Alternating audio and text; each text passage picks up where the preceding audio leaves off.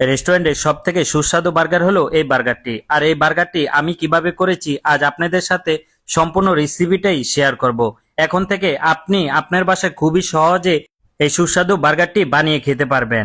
এই বার্গারটি বিভিন্ন ফুড কার্টে, বিভিন্ন রেস্টুরেন্টে খুবই কিন্তু জনপ্রিয় একটা আইটেম। এমনকি এই চিকেনটা দিয়ে আপনারা চাইলে সব ধরনের আইটেমই বাসায় তৈরি করে খেতে পারেন। ফার্স্টে এখানে 3 টুকরা বলের চিকেন আছে, আর এই বলের চিকেনগুলো একদম পাতলা পাতলা করে স্লাইস করে কেটে নিবেন। আমার এখানে টোটাল হাফ কেজির উপরে মাংস আছে। এখন 1 টেবিল চামচের মতো আদা রসুন পেস্ট দিয়ে দিলাম, 1 টেবিল চামচের থেকে অল্প একটু কম। তারপরে স্বাদ অনুযায়ী লবণ দিয়ে দিলাম একবার অল্প করে। এখন দিয়ে দিলাম হোয়াইট পেপার হাফ টেবিল চামচের মতো জিরার গুঁড়া দিয়ে দিলাম, হাফ টেবিল চামচের মতো গরম মশলা দিয়ে দিলাম। এখন দিয়ে দিলাম 1 টেবিল চামচের মতো শুকনা মরিচ, তারপরে দিয়ে দিলাম 1 টেবিল চামচের মতো গুঁড়া মরিচ।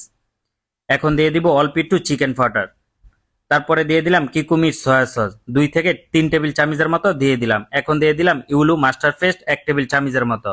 তারপরে এই চিকেনটা খুবই ভালো করে মিক্স করে নিব। আপনারা চিকেনটা ভালো করে মিক্স করে আপনারা চাইলে প্রোজেন্ট হিসাবে ডিপ ফ্রিজে রেখে দিতে পারেন, অথবা সাথে সাথে আপনারা ফ্রাই করে খেতে পারেন। তা আমার মশলাটা ভালো করে আমি মিক্স করে সাথে সাথেই খুবই সুন্দর করে ফ্রাই করে নিব। এই একটি মাত্র চিকেন দিয়ে আমরা কিন্তু রেস্টুরেন্টে 15 থেকে 20টা আইটেমও দিয়ে থাকি। আপনারাও চাইলে বিভিন্ন আইটেম এই চিকেনটা দিয়ে তৈরি করতে পারবেন। ফার্স্টে এখানে ফ্রাই প্যানে সয়াবিন তেল দিয়ে দিলাম, তারপরে সবগুলো চিকেন এখানে দিয়ে দিব, আর চিকেনটা খুবই ভালো করে আমি ফ্রাই করে নিব। একদম উলুট পালুট করে আপনারা খুবই সুন্দর করে এই চিকেনটা ফ্রাই করে নেবেন। তারপরে একদম যাতে একটু কড়া করা হয় ওভাবে করে আপনারা ফ্রাই করে নেবেন, তাহলে চিকেনটা খেতে খুবই ভালো লাগবে। যাতে ভিজা ভিজা না থাকে, তাহলে ভিজা ভিজা থাকলে মশলাটা কাঁচা কাঁচা গন্ধ থাকে। তো ওভাবে আপনারা খেয়াল করবেন চিকেনটা যাতে একদম পরিপূর্ণভাবে আপনারা ফ্রাই করে নিতে পারেন। তো আমার চিকেনটা হয়ে গেছে, আমি সবগুলো চিকেন উঠে নিবে। এখন আমি বার্গার তৈরি করবো। আপনারা চাইলে শর্মা, পাস্তা, পিৎজা সবকিছুতে এই চিকেনটা ব্যবহার করতে পারেন। আমি শসা কেটে নিব, টমেটো কেটে নিব, তারপরে এখানে পেঁয়াজ কেটে নিলাম।